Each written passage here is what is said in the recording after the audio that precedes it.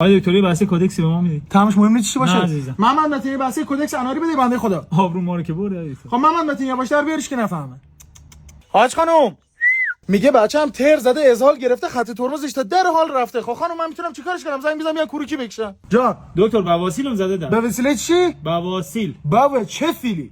قرص لاغری عزیزم از این ببر خودم دارم استفاده میکنم بدنم شده اینه کی کار داشتی بام. منظور کیم کارداشیانه؟ آفرین. هی میگه لاش میسوزه. چربش کو. دکتر خیلی تب دارم. 15 تا شی چافی بزن جا. چی؟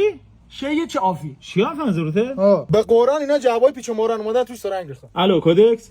دکتر کدکس چی از داداشم کدکس میخواد؟ از گوشه برعکس گرفتی استرس نگی میدونم برای خودت بخوای. خدا عزت اومده گل بزنه خورده تو تیرک چشاش قرمز شده. این نفازولین کو؟ ساعت چند الان؟ 12. خب ما گوشتمون شد غیر سرمون سوزن چی میتونیم بخوریم الان؟ حالا چرا اسم داروخونه‌ت گذاشتی آتم؟ بس که هاتم.